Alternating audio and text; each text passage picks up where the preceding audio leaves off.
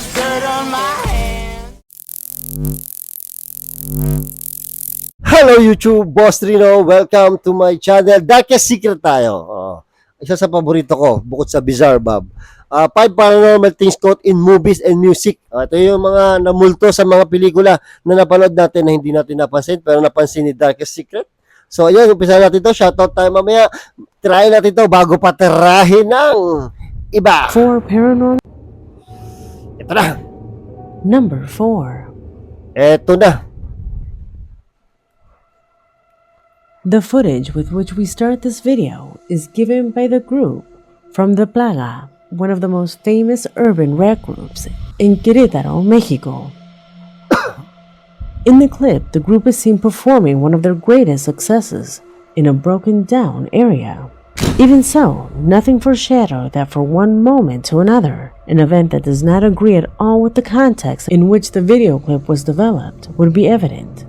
Also, later the members of the group themselves would ensure Kinabahan ako, laki ng dagat, dumaan doon sa lababo, biglang sumulpot.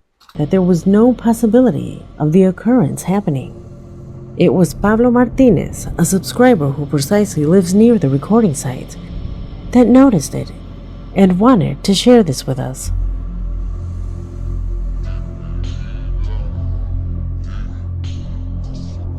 Tingnan natin yung multo ko saan lalabas. Yun, ina may lumakad doon sa may pinto. Walang hiya mo yun. Nakakatakot ay tsura.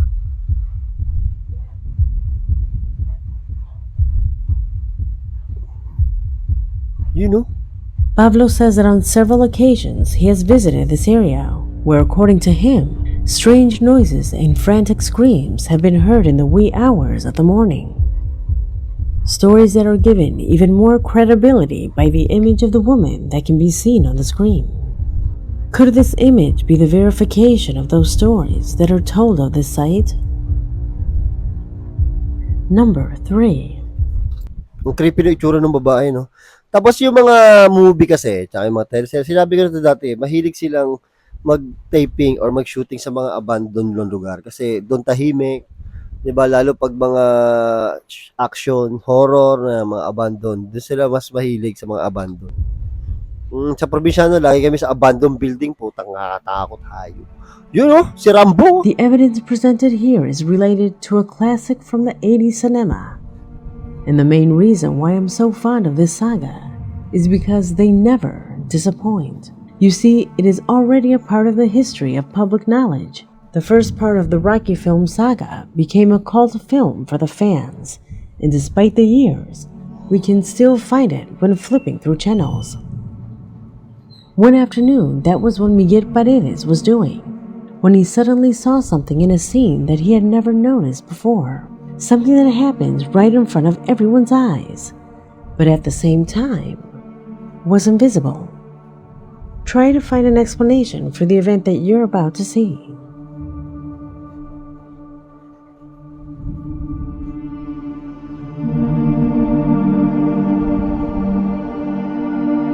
Napanood ko to, hindi ko napansin to.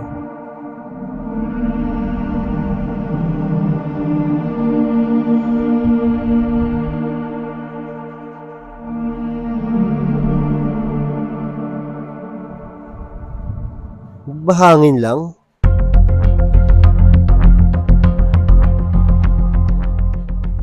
There is no doubt that the movement of those bags is, to say the least, something atypical.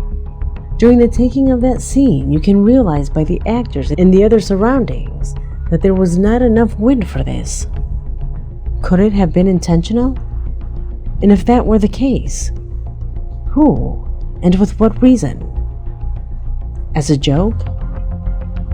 The truth is that this strange scene was left in the final cut of the film, and our subscriber was one of the few to realize it. Oo nga, no? Kung hangin, hindi ganun ang movement nun eh. Pero pwede rin. Or baka may daga sa loob.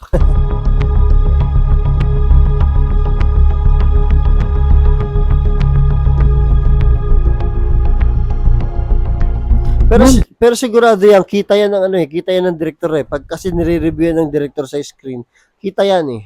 Oo. Pero hindi diyan kasi naka-focus eh. Itong camera na to, dito lang naka-focus sa screen. Pero ang director naka-focus doon siyempre doon sa bida kay Rambo. 'Di ba? So hindi napansin masyado. Number 2.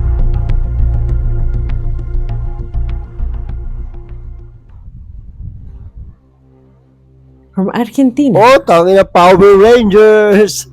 Day 53 writes an interesting story about finding something that probably very few have noticed. Are you familiar with the Power Rangers? Tell me who isn't, Power Rangers. even if you haven't seen the episodes. Oh, sino may paborito kay Pink dito? Sa Pink. I'm certain that you know what I'm talking about. Well, our subscriber was watching one of the episodes of the series when he had to rewind and pause at a particular scene, a moment that literally passed in less than a second. He thought his eyes had deceived him, but no. Something strange and completely out of context happened right in front of his eyes. If it had been put there as a joke, it was in very bad taste, especially if you consider that this is a series for children. Let's see if you can catch it. I'll let the scene play at its normal speed. I've been dreaming of this. Nothing, right? The same difficulty that I went through, although by putting the scene in slow motion, the truth is revealed. I've been dreaming of this. Ay, putang na, parang may nakita nga ako. Yun, no? Tangina, totoo ba to? Shit. Where does that figure come from? Clearly, it has nothing to do with what was shown on the screen. Nowhere in the series does the figure of a girl have a place. At no point in the series does such an actress appear. She was never part of the cast, nor was she part of the staff that worked behind the camera. Could it be a spiritual entity, what the camera captured? An image that we would never have known about if not for the sharp vision of our subscriber. Number 1. Takot yung ganyan, pambata pa naman yan, no? Tangina. Ang duma na yan.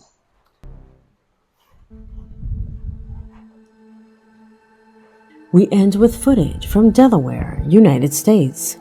Yannabelle, an assiduous subscriber of the channel, tells me of a strange scene that her sister noticed while watching a soap opera. Everything took place during episode 28 of this soap opera, precisely in the scene when the actresses you see on the screen enter this room. Yannabelle's sister noticed that something did not coincide at all, that it seemed to be far from the normal context of the series. Watch the video yourself to see if you can notice where the odd thing is here.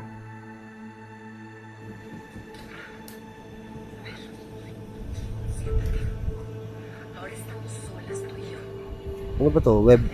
Baka website to, ah.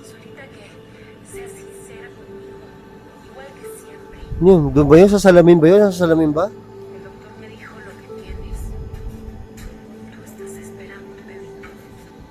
Ay, putang na yun. May gumagalaw lagi doon. Kita sa salamin eh, no? Ayun, no?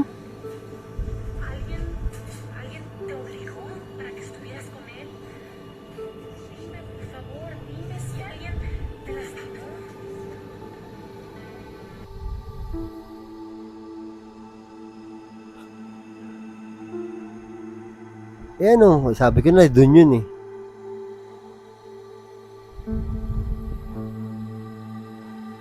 Oh, yun oh, kumahagalaw oh, she.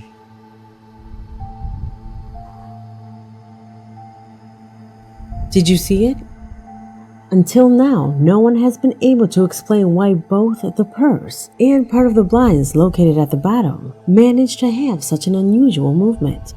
The time in which the purse remains in motion for no apparent reason is quite long, especially if we take into consideration that all these productions are made on a recording set, a controlled environment that makes it impossible to imagine that this is the product of a breeze or some airflow. In fact, these types of shots are usually done in a complete hermetic set to avoid unwanted movements. But without a doubt, what mostly caught my attention is that thing that seems to be climbing the chair in the reflection of the mirror. What is that? If the wallet were falling due to the effect of gravity, its movement would be the opposite. Here, something seems to be rising. Or am I just getting confused?